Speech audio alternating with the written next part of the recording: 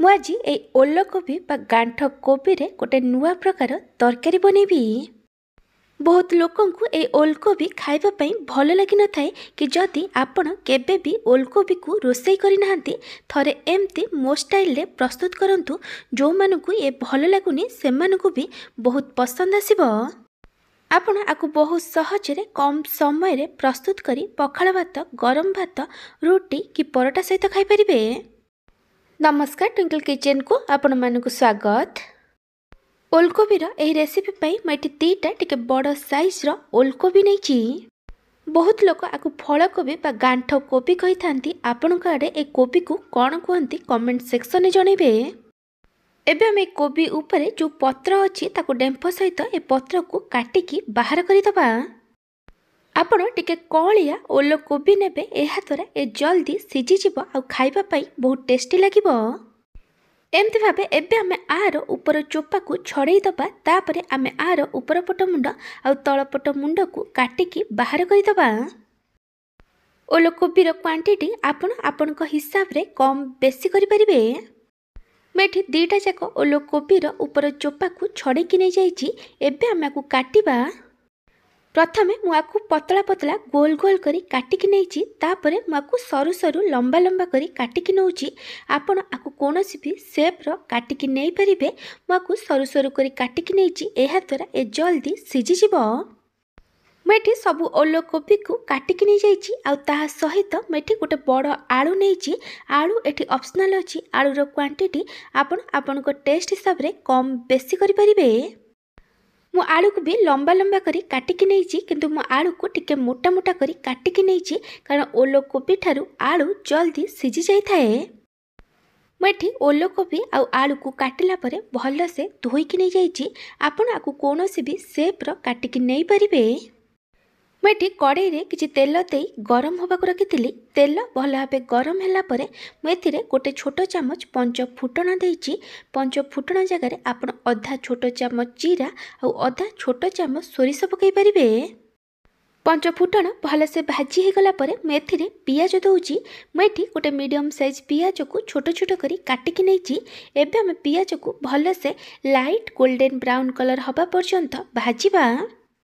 पियाज एटी भल से लाइट गोल्डन ब्राउन कलर ही भाजी हे गलानी। एबे हम एथिरे काटिकी रखिथिबा ओलो कोबी आ आलू को देई दबा।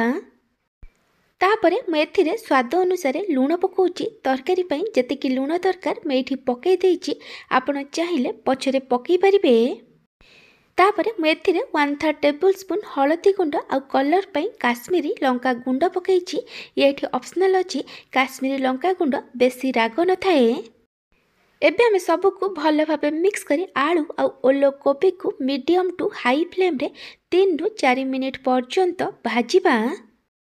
ओलो कोबी आलू भाजी होथुवा भितरे चलंतु एबे हमें तरकारी रे दबा पई गोटे मसला बनै दबा। सेति पई मेठी गोटे ग्राइंडर जार नैची। एबे मु एथिरे 2 छोट चामच सोरिष, गोटे छोट चामच जीरा, 2टा सुखला लंका आ 15 रु 20 टा बादाम देइची। आपण को जतिकी राग दरकार से अनुसार सुखला लंका कि कंचा लंका नै परिबे। तापरे मेथिरे 10 रु 12 पाखुड़ा रसुण देइची। मु सुखला लंका, जीरा, सोरिष, बादाम को पानी रे 15 मिनिट पई बतुरेकी रखिथिली। रसुण रो क्वांटिटी टिके अधिक रखिबे। एबे हमको कवर करी दबा आ मसला को भल से बाटिकी नै जिबा। मसला पेस्ट एठी रेडी हे जाईची। मु आपनको गोटे छोट रिक्वेस्ट करूची, जदि आपनको एही रेसिपी भल लागिबो तले को लाइक करिवे, आपनको सांग मानक सहित शेयर करिवे। जदि एपर्यंत मो चैनल को सब्सक्राइब करि नाहंती तले सब्सक्राइब करबा को जमार भूलिबेनी। पाखर था बेल आइकन ने ऑल नोटिफिकेशन ने क्लिक करिवे। एहा द्वारा मो जो वीडियो आसीबो आपण प्रथमे देखि परिबे। जदि फेसबुक रे देखुचंती तले फॉलो करबा को जमार भूलिबेनी। एटी 3 रु 4 मिनिट हे गलानी। एबे हमें एथिरे बाटिकी रखिथिबा मसला को देई दबा आ सब को भल भाबे मिक्स करी मसला को आमे 3 रु 4 मिनिट पर्यंत कसिबा। जेमती सोरिष मसलार कंचा बास्ना पड़ेबो। आपण मसला को कंटिन्यूअस गोले गोले कसिबे, नहले मसलार तळपट लागी पोड़ी जाई पारे कारण आमे एथिरे बादाम को बाटिकी देइछे। एटी 3 रु 4 मिनिट हो गलानी मसला एटी भल से कषि हो जाइए। मसला को आउ अधिक समय कषिबेनी नहले सोरिष मसला पिता हो। तापर मुझे गोटे बड़ टमाटो को छोट छोट करी काटिकी पकई। मुझे देसी टमाटो नहीं। जदि आपण पाखरे देसी टमाटो नथिबो ताहले 2टा मीडियम साइज टमाटो को छोट छोट करी काटिकी पकेबे। सबको भल भाव मिक्स करी आकु 1 रु 2 मिनिट पर्यंत कुक करिबा जेमती टमाटो टिके नरम हो जिवो। एटी 1 रु 2 मिनिट हो गलानी। एबे आमे सबको आउ थरे भल भाव मिक्स करी दबा। तापरे आमे एथिरे पानी दबा। आपन को तरकारी रे जेमती कंसिस्टेंसी दरकार से अनुसार पानी देबे। एबे आमे सबको भल भाव मिक्स करी आमे को हाई फ्लेम रे 1 रु 2 मिनिट पर्यंत फुटिबा पई छाडी दबा। एटी 1 रु 2 मिनिट हो गलानी। तरकारी एटी भल से फुटी जाइए। तरकारी को आउ थरे भल भाव मिक्स करी दबा। तापरे आमे को कवर करी लो फ्लेम रे 10 रु 12 मिनिट पर्यंत कुक करिबा जेमती आलू आ ओलकोबी भल से सिझी जिवो। 10 रु 12 मिनिट पर मुझे घोड़नी काढ़ी देइछि। मुझे आपन को देखै दउछि एटी आलू ओलकोबी सब भल से सिझी जाइछि। एबे आमे तरकारी को आउ थरे भल भाबे मिक्स करी दबा आ गैस बंद करी दबा। आपण चाहिले आ ऊपर किछि काटिकी धनिया पत्र पकई परिबे।